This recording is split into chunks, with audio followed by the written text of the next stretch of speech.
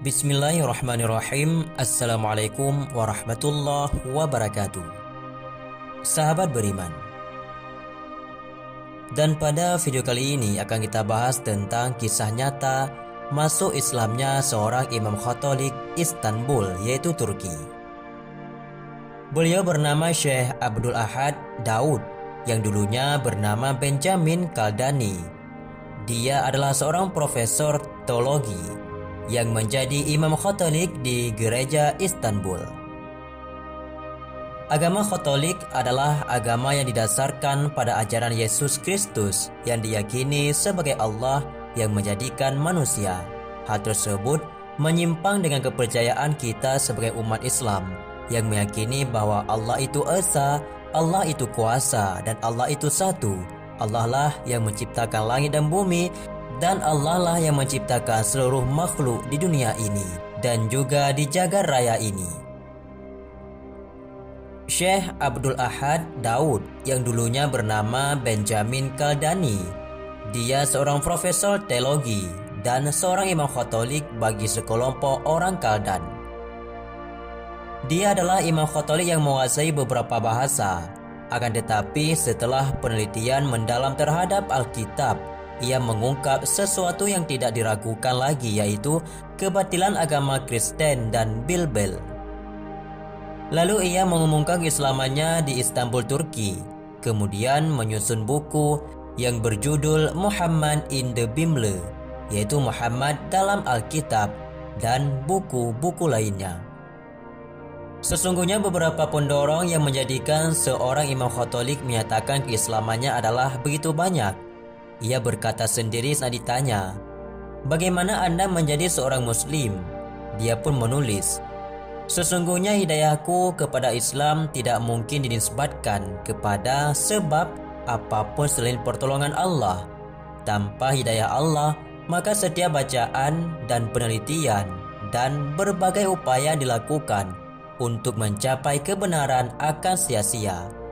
Maka masa-masa yang aku di dalamnya beriman kepada keesaan Allah dan dengan nabinya yang mulia menjadi satu titik perpindahanku menuju jalan orang yang beriman."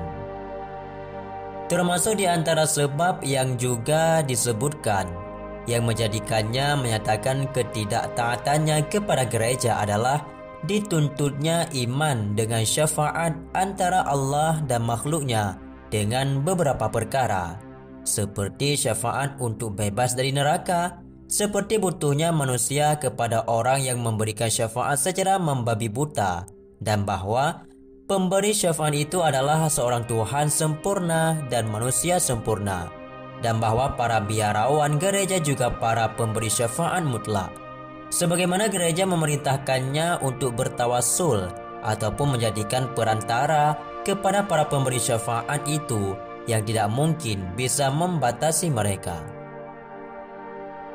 Dari studinya tentang doktrin salib, dia menemukan bahwa Al-Quran mengingkarinya, sementara Injil yang beredar menetapkan. Padahal asli keduanya adalah dari satu sumber. Seharusnya yang wajar adalah tidak ada perbedaan di antara keduanya. Akan tetapi terjadi perselisihan dan pertentangan di antara keduanya, maka harus menghukumi adanya distorsi pada salah satu dari keduanya. Dia pun meneruskan penelitian dan pengecekannya untuk masalah ini hingga dia sampai pada satu hakikat. Dia pun berkata, "Hasil dari penelitianku bahwa aku percaya dan yakin bahwa kisah pembunuhan Al-Masih, penyaliban dan bangkitnya dia di kematian adalah dongeng belaka." Dia juga berkata bahwa keyakinan Kristen terhadap Trinitas dan klaim mereka bahwa sifat itu mendahului yang disifati menjadi salah satu sebab yang mengajaknya untuk keluar dari Kristen. Dia pun bertemu dengan sejumlah ulama kaum muslimin. Setelah dia bertatap muka berulang kali bersama dengan mereka, dia pun yakin dengan Islam dan memeluknya. Dia tinggalkan dunia selama sebulan penuh dalam rumahnya. Dia ulangi lagi membaca Alkitab dengan bahasanya yang kuno dan dengan nas-nas aslinya berulang kali. Dia mempelajari dengan mendalam dan dengan perbandingan yang kemudian dia kumpulkan sebagian dalam kitabnya Muhammad in the Bible, dan akhirnya dia memeluk Islam di kota Istanbul, Turki. Dan terakhir, Profesor Abdul Ahad Daud, dia pun berkata, "Waktu yang di dalamnya saya beriman dengan keesaan Allah dan nabinya yang mulia, maka mulailah langkah perubahanku menuju jalan keimanan. La ilaha illallah, tiada sesembahan yang hak kecuali Allah. Inilah keyakinan yang akan menaungi keyakinan setiap mukmin yang sebenarnya terhadap Allah hingga hari kiamat. Saya yakin bahwa satu-satunya cara untuk memahami makna Alkitab dan rohnya adalah mempelajari dari sisi keislaman." Kisah kedua, kisah seorang pendeta Katolik dari Pulau Jawa, yaitu Indonesia, yang telah terbangun dari koma sepanjang 13 bulan akhirnya memilih masuk Islam setelah mengalami kejadian bahwa Tuhan berbicara kepadanya dan menunjukkan keindahan surga. Pendeta ini berusia 87 tahun yang bernama Eduardo Vincenzo Maria Gomez dari Spanyol, yang telah tinggal dan menjadi misionaris di Pulau Jawa selama lebih dari 43 tahun, bahkan fasih berbahasa Jawa dan berbagai dialek dari kelompok etnis yang berbeda pulau. Ia cukup dikenal dan dihormati di semua kelompok keagamaan di daerah tersebut. Namun laki-laki ini telah mengalami serangan jantung saat membantu relawan lokal untuk memperbaiki atap gerejanya dan jatuh luar biasa dari ketinggian 2 tingkat. Ia telah berhasil bertahan dan keluar dari koma, namun menjadi sosok laki-laki yang telah berubah. Dia berkata, "Saya tidak mengerti apa-apa tentang Islam. Saya tidak pernah baca Al-Quran, tapi Tuhan berbicara kepada saya dan meminta saya untuk mengikutinya ke surga, dan cahaya kudus bersinar melalui seluruh diri saya, dan saya melihat gerbang emas surga muncul di hadapan saya, dan Tuhan mengatakan kepada saya tentang siapa dirinya, dan dirinya adalah Allah."